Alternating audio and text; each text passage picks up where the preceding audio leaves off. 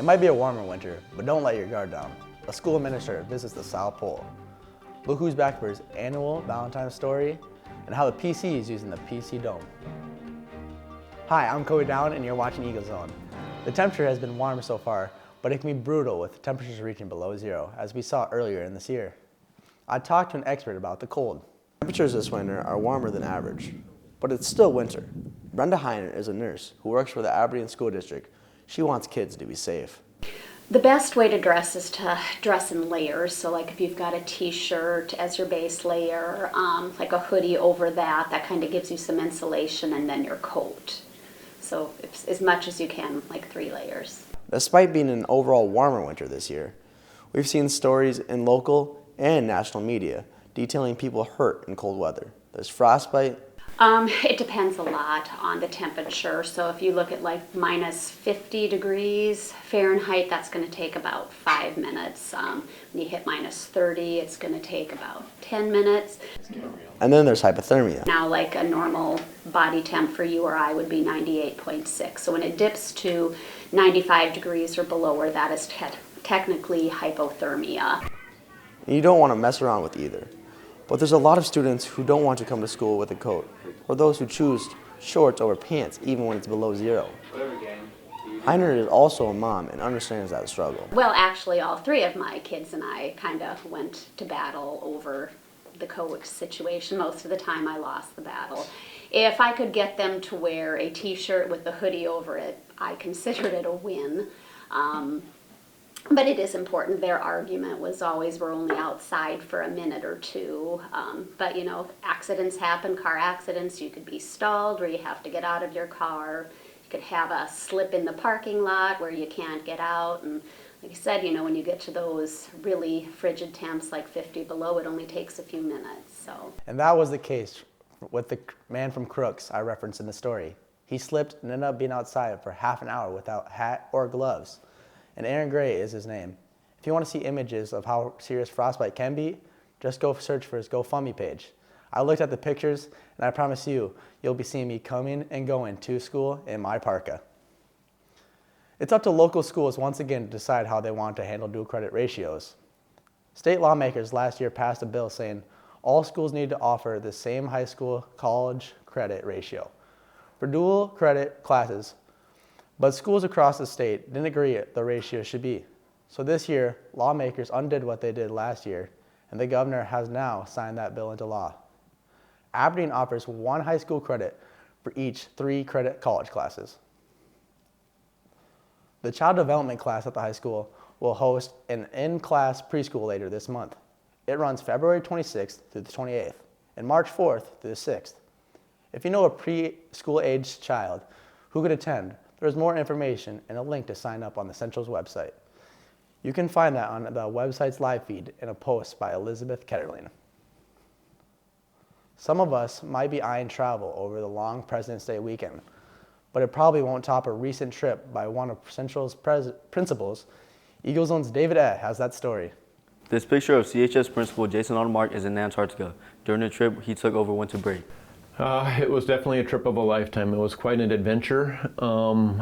Before I left, I wasn't exactly sure what my experience was going to be like. You know, you kind of get it built up in your head what it might be like. And honestly, it's really surpassed all my expectations. It was extraordinary. He was part of an expedition that brought researchers to Antarctica. Other people like himself could pay to join them. While Arnmark was on the trip, he saw 3 different types of penguins, a bunch of krill, and the 2nd largest whale in the world, known as the fin whale. When I was younger, I just made a bucket list of things I wanted to accomplish in my life. And I got to be honest, I didn't really put a ton of thought into it. So I very arbitrarily and quickly one day when I was writing things down on my bucket list, I wrote to visit all 7 continents. Well, Antarctica is one of them. And an opportunity came up where my sister and my brother-in-law were starting to seriously plan to go to Antarctica. And they asked if I wanted to join them. And I said, well, it's on my bucket list, so I think yes. He tried some hiking, kayaking, even jumped into the frigid water. He said it's hard to put words to his experience in the rugged terrain.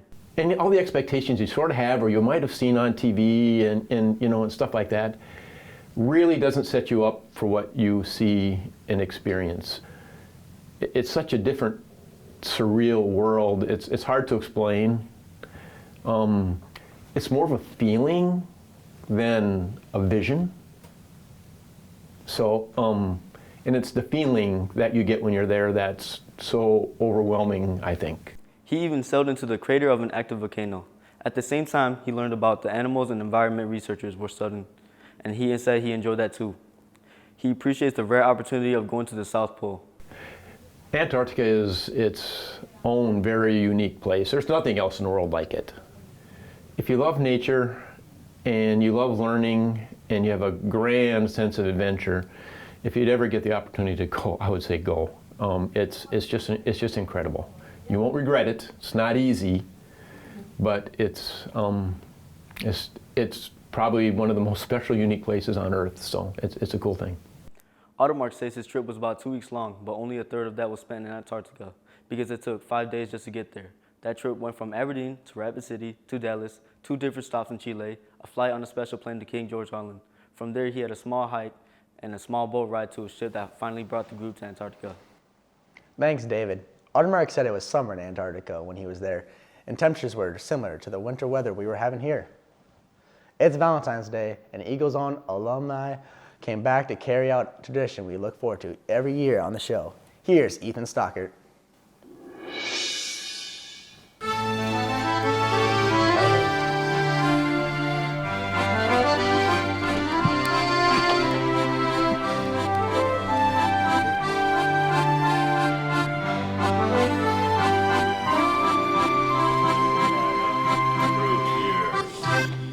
I have a question. What is that? What do you see what's your wife getting for Valentine's Day? Oh, why are you doing this to me? I don't know yet what my wife's getting for Valentine's Day. I don't know, Ethan. I'm pretty disappointed in that, too. That's not a very good answer. Oh, come on. Honey, I love you.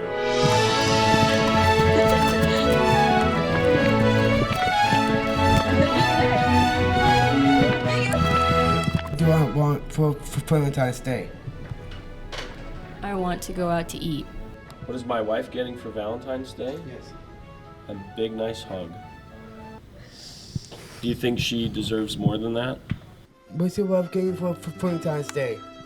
Well, Ethan, you asked this question about 4 years ago, and then everyone made fun of me for what I said. So I have not decided yet, but I'm guessing just me being around her would be a wonderful present.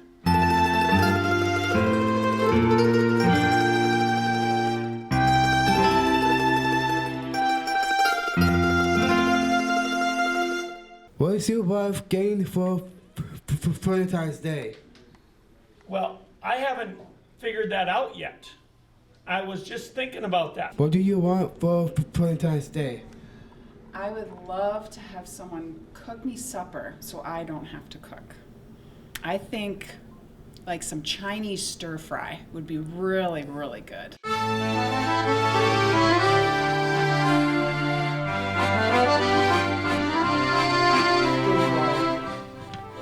Oh, should I? She probably doesn't want to eat my cooking though. Should I cook for her or should I take her out? Oh, definitely if you took me out. Mr. Dix can't cook. Not at all. Okay. Thank you for watching. E-Money signing out. Thanks, Ethan. You're the best. This is Ethan's final year at the high school, so this was probably his last Valentine's special. And it's also be the final year for a person who has appeared in each story each February. Math teacher Kevin Dix has announced his retirement after this school year. He's one of dozens of teachers and other members who've submitted resignation letters to the school district. This is the first round of resignations, as the school district offers incentives for staff members who let them know before February that they're stepping down at the end of the year. That gives schools more time to find replacements. You can see open teaching and administrative positions on the employment tab of the school district website. There are openings at the elementary, middle, and high school levels. We'll be right back after these messages created by media production students.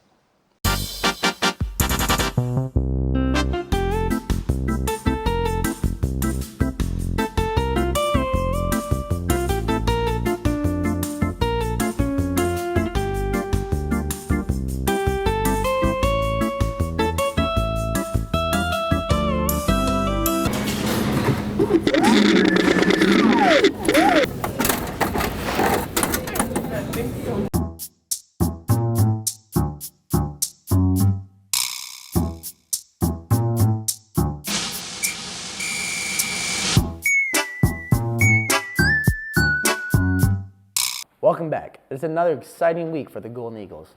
Eagle Zone's Gavin Bitts returns to sports. We have two teams back from state. The boys wrestling team competed at state duels in Brookings and placed third. The Golden Eagles lost to the eventual champs Sturgis in the semifinal round. Then the Eagles beat Pierre in the third place duel. The gymnastics team traveled to Pierre for its state meet. Aberdeen finished in 8th place just behind Pierre and Yankton. Mitchell won the state event. Now over to basketball. We start off with the girls facing the number 2 seeded Mitchell Colonels. Starting off early in the second quarter, where Ava Yeski has the ball, where she finds Lauren Burkhart for the mid-range shot. Later in the second, when the Eagles need some momentum, that's when Airly Waldo finds Lauren Burkhart for the and one bucket. Now to the third. With the game close, that's where Kaylee Donut gets the rebound and races down the court, who then gets the layup to drop at the buzzer.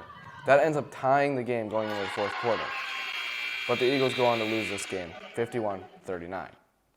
Now on to Friday, where the boys face the number 6 seeded Huron Tigers. Starting the game off fast, when the Eagles break the press, that's where Grant Fritz finds Camden Fowl for the easy layup. Now on to the third, with the Eagles passing the ball around. That's when Jacob Heisar finds Grant Fritz, who dunks over multiple defenders. To the fourth, with the Eagles down when Colby Down gets the rebound, dribbles out, then slings the ball to the diving Brendan Phillips, who gets the and one bucket to fall. The Eagles go on to lose this game, 48-62. This week, we continue to see how the city and school district are partnering to keep athletes practicing and competing during the winter months. Eagle Zone's Preston Brake explores how this is happening with the PC Dome. Training in your off-season is an important part of improving as a player. This year, softball players will have the opportunity to use the PC Dome throughout their off-season. This will open a door for softball players to have more indoor games and practices. Up to this point, off-season options have been limited. We do like open gyms, we like mess around, hit off tees and play catch and stuff, and then we do like open fields where we just like play situations and stuff.